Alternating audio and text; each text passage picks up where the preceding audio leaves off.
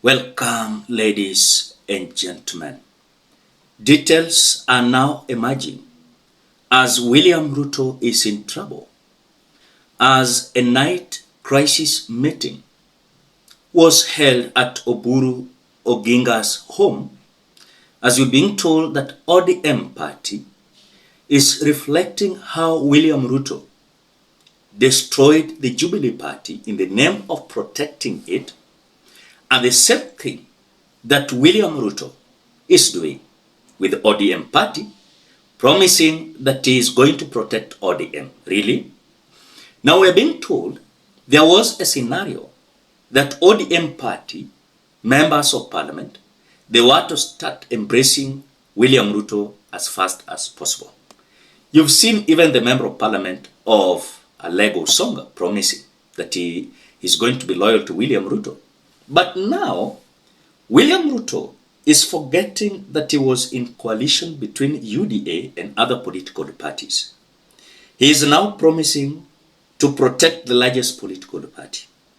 We have seen what that means. A few months or years from now, of course, ODM may never be same again, and we may never know what hit it. I want you to listen to this, then we continue. It was unconstitutional. It couldn't hold. Yeah. Because as the tally was, those were not the numbers. Right. They were asked to go and revise. So they went back to the house. They did their interesting things. You will recall just after the AUC contest, when Raila Odinga was seeking to be the chairperson of the AUC Commission. And the decision by the speaker was no, based on the information available to me and also from the office of the registrar of political parties, Kenya.BONFACE'S is the majority party. Junet Mohammed was very annoyed. Also, it seemed. For a short while.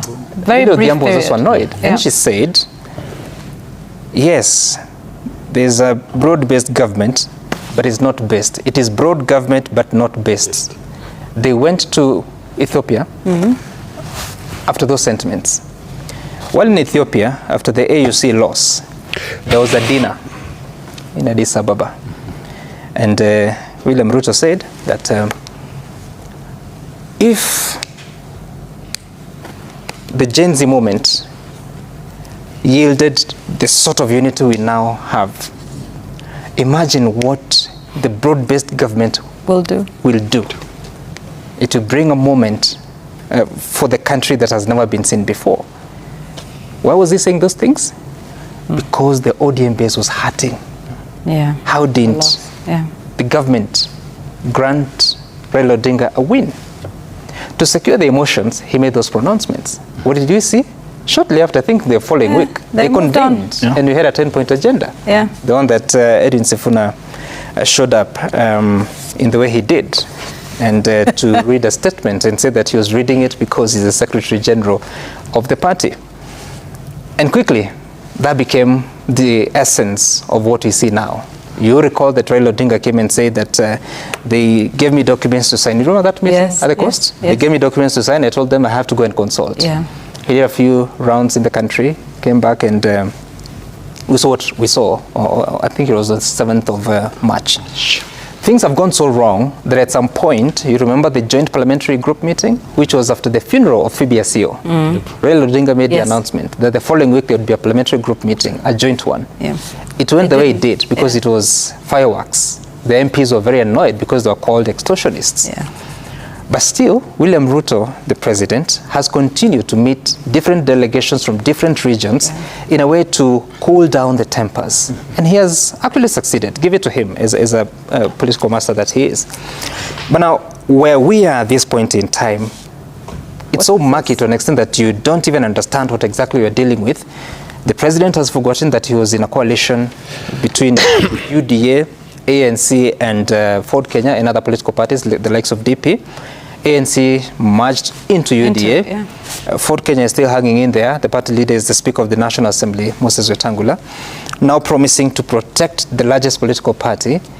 We have seen what the promise of protecting opposition means, what protecting Jubilee party means. Remember, there was a rift in that party and a struggle for many years up until eventually Uhuru Kenyatta retained the leadership of that political party.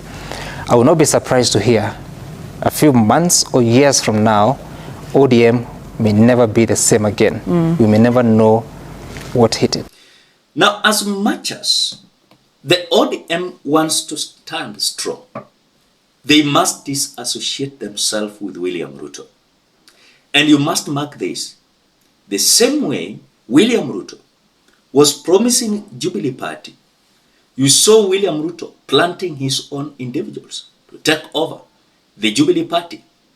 But what is the reason? Why is the president putting everything into the unity of ODM? Yeah. It is because he is angling to succeed the base of Raila Odinga. It's a very big base, cultivated over 20 years, a lot of loyal supporters. You just need to look at the funeral. The funeral itself is something that politicians can be jealous about. You know, they look at those numbers and they wish people can scream for me like this as long as I'm alive, especially for elections and other things. It is an enviable crowd. Raila had a very loyal support base. And President Ruto is looking at that. And increasingly, he's looking at re-election, 2027.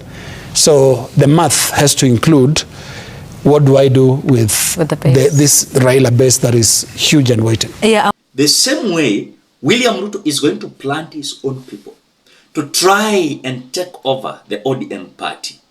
And the other team is going to arise saying, no, the ODM cannot be taken like that.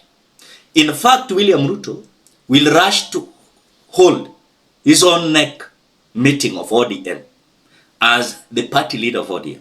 The way you saw even Simbarati saying, it is the time that, of course, William Ruto must join ODM and we elect him as the party leader of ODM. That will make ODM isaulike kabisa.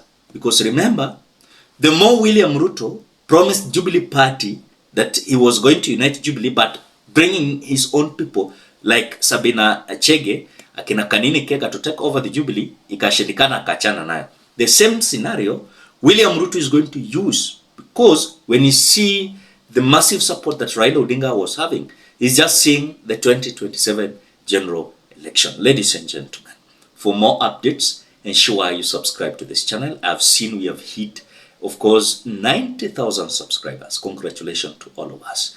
So that, of course, by the end of this year, let us reach 100,000 subscribers. I will appreciate you so much for that. Now, for those who have not subscribed, subscribe. Like this video, you give your opinion at the comment section below, and share. Thank you so much.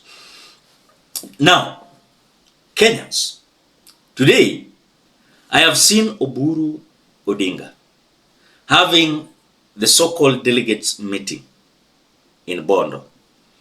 But they must be cautious, because for now they might not see it, but later they will see it the way the Jubilee Party saw it.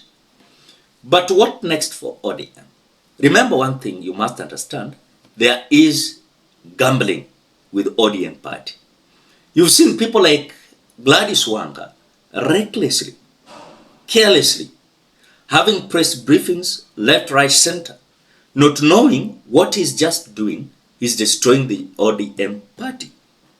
As much as we are concerned, Gladys Wanga is the chairperson of ODM. They are having 3 deputy party leaders, and that is Abdul Somad Sharif of Mombasa, Utotsi of Vihiga, and Arati of Kisii. When you look at this leadership and look at Oburu being, of course, appointed temporarily to be the acting party leader. On the same note, we are having some members coming out telling us that it is going to be automatically for Oburu Odinga to be elected the party leader of ODM party. Look at this scenario.